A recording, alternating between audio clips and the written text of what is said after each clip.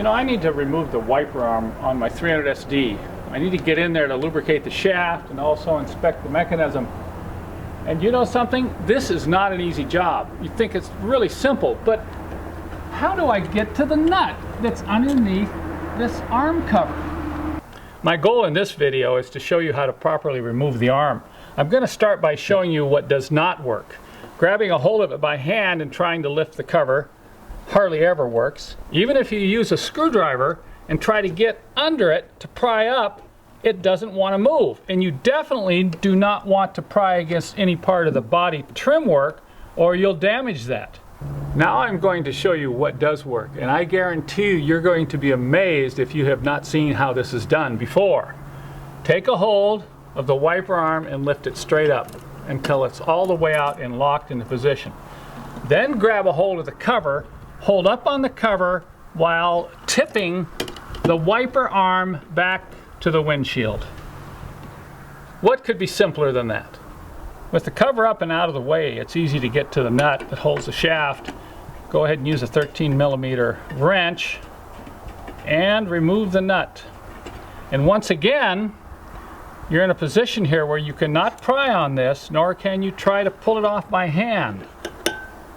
To remove the arm from the nut will require lifting the wiper arm blade one more time straight up, and then you can wiggle it side to side to release it from the shaft and then pull it free. Notice that the wiper shaft is both tapered and serrated.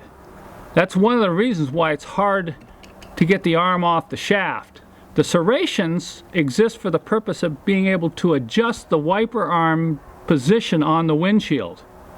In all my years of working on old Mercedes, I have seen many worn out wiper shafts. And this is due to lack of lubrication. So I'm a firm believer in lubricating these at least once a year.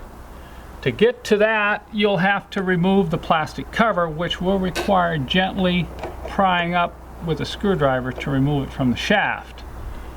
At that point, I'll grab my trusty oil can and give it 3 or 4 squirts of oil and let it soak in to the shaft. Here's a tip when installing the wiper arm back on the shaft. Your first challenge is to expose the hold down plate. As you can see here, the cover's in the way, so we need to get that opened up. You do that by putting it on the shaft, grabbing a hold of the cover, and then tipping the arm into the windshield at the same time. Now we're ready to install the nut. I'm going to finish up this job by adjusting the wiper blade to the windshield. As you can see, there's numerous positions that you can choose before tightening down on the nut. I want to warn you that adjusting the wiper blade to the windshield may take a couple of attempts before you get it just where you want it. But begin by adjusting the blade about 1/4 to 3/8 of an inch above the windshield seal, and then move in and securely tighten the shaft nut. At that point, you can flip the cover down and you're ready to go. One of the reasons I like working on Mercedes-Benz is that the engineering is totally predictable. You'd be pleased to note that this procedure I've just shared with you is the same on models from the early 1960s right up to the early 1990s. That makes it easy to work on these cars. Wiper arm removal may be required when changing blades, and I highly recommend you change your wiper blades every fall.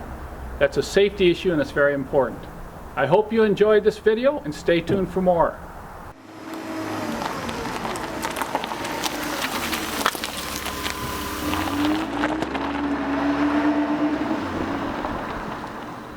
Rolling?